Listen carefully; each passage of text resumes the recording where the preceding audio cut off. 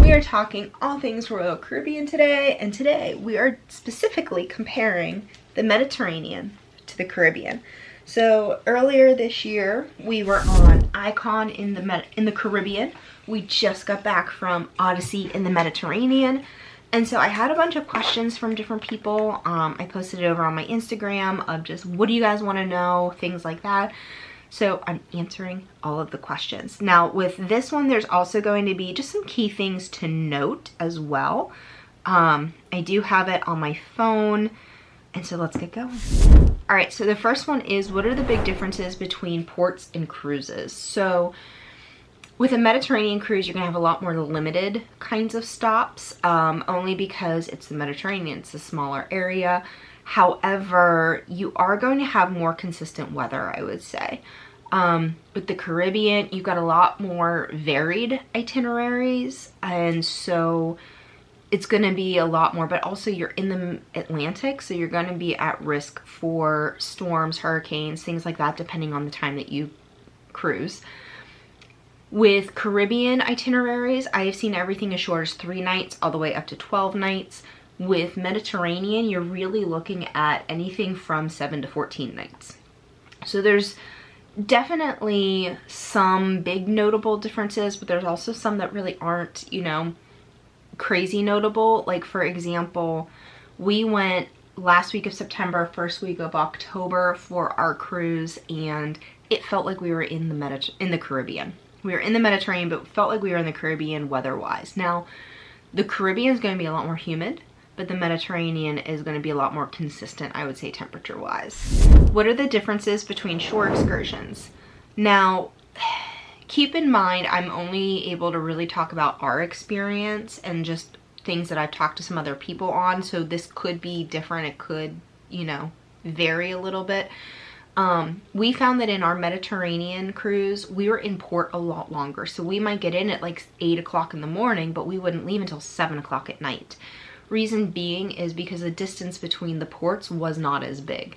With the Caribbean, you may get there at 7, 8 o'clock in the morning, but you might leave at 4 o'clock in the afternoon because it's a greater distance that you have to go. So we did find that our shore excursions tended to be a lot longer than average. We also found that at least in the Mediterranean, our shore excursions were a lot more of the historical sites, seeing major things. But then because you had that longer time, you were able to venture a little bit further than you typically could. In the Caribbean, it's going to be a lot more like culturally kind of stuff and a lot more nature based in terms of shore excursions. Next one is, how does the weather differ? So I talked a little bit about this, but the Caribbean is a lot more humid than the Mediterranean. The Mediterranean tended to be a lot more consistent. Like if we knew it was going to be this, it pretty much was. The Mediterranean doesn't have as big of a rainy season as the Caribbean does. I mean, in the Caribbean, it could rain for 20 minutes every single morning, and that's considered pretty typical. So we found that the weather in general is just a lot more consistent, even paced in the Mediterranean, less humid, but also less clouds and a lot more sun. So take your sunscreen. Do onboard activities differ? Yes and no. So we found that pretty much we had the same things. We had like the bingo, the trivia, the shows, the parties, things like that. Where we really noticed that it differed was actually on the ships themselves. So, you know, like Odyssey's Royal, they call it the Royal Esplanade. It was actually, it felt smaller than the Royal Promenade on other ships. So it would have been harder to have more people in that area. So it differed in that sense, but in terms of general activities, it really didn't differ whatsoever. We got the same kinds of entertainment and activities across the board. Are dining options different? On board, yes. On shore, or on board, no. On shore, yes. So on board, I mean, we had the dining room, Windjammers, Sorrentos. we had Chops Grill, there was Giovanni's Italian, there were all of those restaurants, and because it's Royal Caribbean, they tend to be consistent across the fleet. But obviously, you know, like when you're in the Caribbean, you're going to be looking at a lot more seafood-based things, fresh fruit, tropical flavors, things like that. Whereas when we were on shore in the Mediterranean, it was a lot more of the Italian and Greek cuisines, regional dishes, things like that. So on board, dining didn't differ whatsoever, but on shore it did. How does pricing compare? So pricing in the Mediterranean is a little more expensive. You know, I'm not sure if it just has something to do with it being Europe or what, but it was a little more expensive for the cruise. Now, this cruise was longer, so we expected it, but, you know, if I would have broken it down by day, it was a little more expensive by day. Now, obviously, shopping and stuff like that on shore is a little more expensive because euro versus US dollar. Whereas, like, in the Caribbean, a lot of those islands will accept the US dollar. Nowhere in the Mediterranean did. We had to have euros or our credit cards. A lot of places are very credit card friendly, I will say, which made it a lot easier because then we weren't carrying a ton of euros with us. But I will say overall, the trip was more expensive than like an equivalent trip to the Caribbean. What were the best ports in each? Or what are the best ports in each? So we absolutely loved going to Capri. Greg and I have actually talked that if we'd ever want to do like a week in just the Mediterranean, we probably would do the Amalfi Coast and go to Capri. I would love to go back to Turkey and see more. Just, it was so beautiful in Turkey, and just the food and stuff was amazing. Santorini and Mykonos just felt very crowded. It was a lot. And then Athens was just, it was so far to Athens from the port that it was difficult. Now in the Caribbean, I would say like some of my favorite ports, Coco Key, which is Royal Caribbean's private island, but I also like that kind of slower pace of everything. Another one that we absolutely loved and would go back to would be like St. Thomas and St. Kitts, just because it's super easy to do nothing. And then Roatan, because the water in Roatan was beautiful. And so we haven't yet been to Southern Caribbean, so I imagine as soon as we do that, our opinions on everything is going to change. What do I need to know about customs and immigration? So getting on and getting off the ship is actually the same. I was surprised. It was pretty standardized from Caribbean to Mediterranean, which was really, really nice. Whenever you go to get on board, you show your passport, they take your photo, they scan your boarding pass, and then you can get onto the ship. Getting off, you have to have your photo taken because they check it against your SeaPass card and against the passport photo that's on file, and then you just go. In terms of like flying and everything, if you're flying, like, so we live in Houston, so if we sail out of Galveston, we literally drive down to the port. So we don't really have to worry about immigration or anything like that outside of just getting on and getting off the ship.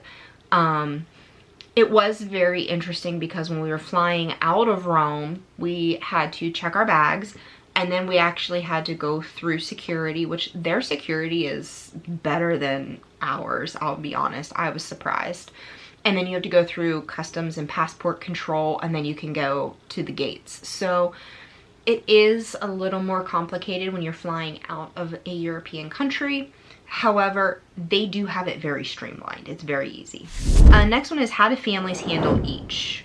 I'm guessing that's like how things to do and stuff like that. The Caribbean is very family friendly.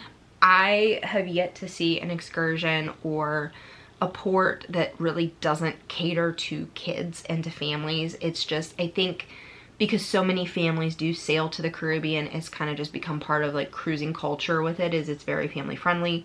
Mediterranean, I noticed that there weren't as many kids. Now, we were there during school time, so that's one obvious reason. But even just a lot of the excursions and stuff when we were booking it, it really was saying like not really suited for people under the age of 16. And just because there's a lot of walking, it's a lot of being in the sun, it is a lot of, you know, distances, climbing things, because like you're going up steps, down steps, walking around ruins. Unless your kid is a huge history buff, the Mediterranean options may not appeal to them as much. What city would you visit again? Honestly, hands down, Capri. We absolutely loved Capri. I did a little bit of research when we were back on the ship, and there's a bunch of resorts on that island, and we were like, oh, we could go and spend some time there. Best thing you ate? Gelato. Gelato. We got gelato in Rome, we got gelato in Sorrento, we got gelato in Mykonos, and we got some gelato in Santorini. Hands down, gelato. I love it. And it's so much creamier than our American ice cream that I loved it. So a couple of key notes that I would like to just point out for everybody. So first things first is the Mediterranean, you're gonna get a lot more historical stuff. You're not gonna get as much water sports, nature things. You're gonna be seeing history. So like, we went to Pompeii and we saw the ruins at Pompeii. In Athens, we went to the Acropolis and we saw all of that. We saw like all of the architecture in Santorini and Mykonos. You know, it's not really a, hey, I'm gonna go and have fun and then lay out on a beach kind of a trip. It's definitely gonna be more of that historical appreciation. The Caribbean though, because of the nature of the Caribbean, it is going to just you're gonna have those like nature explorations, those water sports, those beach breaks, things like that. When we go to Roatan, it's called Turquoise Bay Resort. We always book an excursion there because we go and we lay out on the beach and do nothing. We've gone jet skiing, ATV riding. We've gone and have seen cenotes and grottos and stuff like that in jungles. So the Caribbean is going to be a lot more for that adventurer, I would say. We've gone ziplining through the rainforest in Roatan before. So whereas the Mediterranean is going to be more for like that cultural, historical appreciation.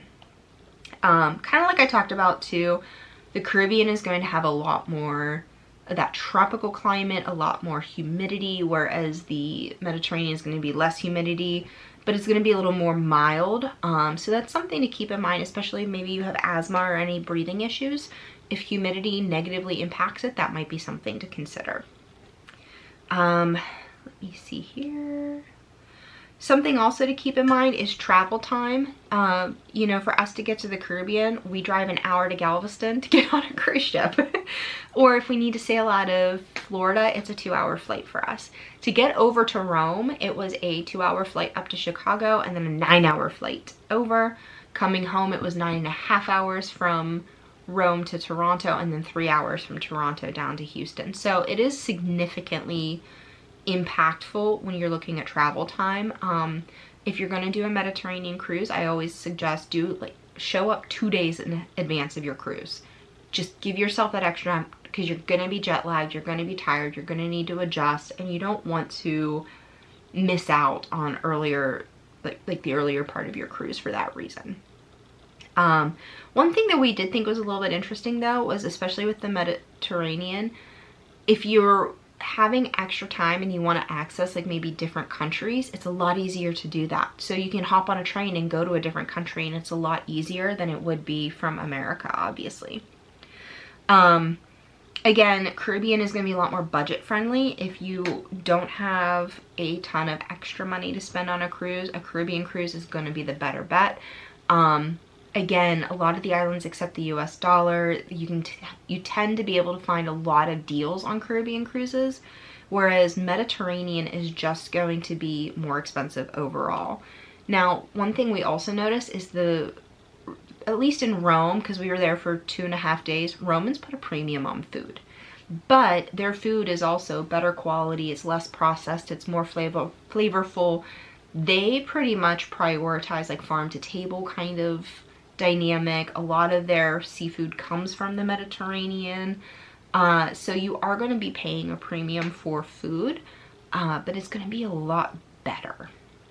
And then the last thing to note too is for dietary things, picky eaters, things like that, the Caribbean's probably going to end up being a lot more friendly. I have yet to see a port that we've gone to that hasn't had like a Hard Rock Cafe, a Margaritaville, a Señor Frogs, something recognizable. we were around, our hotel was around the corner from the Hard Rock Cafe, but beyond that, it was mostly local cuisine, and you really didn't have an option. You did have McDonald's and stuff like that, but they were few and far between. So if you do have people who are picky eaters, the Caribbean might be a better way to go. Picky eaters are going to be fine on a cruise ship. They have chicken fingers, french fries, pizza, burgers. They have all of the basics. But when you're off the ship, just something to keep in mind, you know, like we had sea bass and we had spanakopita and baklava and just different, and we had pita and tzatziki and all of the different regional flavors and foods, and we love those. But if you're somebody who is a pickier eater, something to keep in mind, Caribbean might be a little bit more friendly. One of the last question I had is, do I prefer one over the other? Obviously, I prefer the Caribbean over the Mediterranean. Couple of reasons. Number one, I'm an hour away from a cruise ship. Like, the last cruise that we did out of Galveston, we left Sunday, came back on a Sunday, and it took us an hour and 10 minutes from shutting and locking our door to walking into the terminal. I can't really beat that. Even flying, you can't beat an hour and 10 minutes. I also love that warm, humid weather. So for me, the Caribbean tends to be a little bit more of a draw, but it's also easier for us to get to. And a lot of our best memories are in the Caribbean. You know, we did our honeymoon in the Caribbean. Our very first vacation together was in the Caribbean. So for Greg and I, at least, a lot of our travel memories. Do I regret going to the Mediterranean? Heck no. I am so glad that we got to go. I love that I got to experience those places and those cities. But I will say it was a very tiring trip. We were on our feet. Now that we're back, we actually joke and say it was like an Epcot trip, but in real life, because we were walking 10-15 miles a day like you would at Disney World. And so up steps, down steps, inclines, through the ruins, through all of the streets with a ton of people, it felt like a Disney trip. It felt like we were just going, didn't really get to relax. And so if I had to pick one over the other, I would pick the Caribbean, just because the Caribbean is a lot more relaxing, it's a lot more slow paced, and it's a lot more chill. But I would go back to the Mediterranean in a heartbeat if we got to go like to France and Spain and got to see some new countries. So that is my comparison between the Caribbean and the Mediterranean. It's not, I didn't want this to really be like a true, like this is better than that, but more of a, these are key factors to know and to consider if you're looking at Mediterranean versus Caribbean. Thank you so much for watching today's video, guys, and I will see you in tomorrow's video. Bye.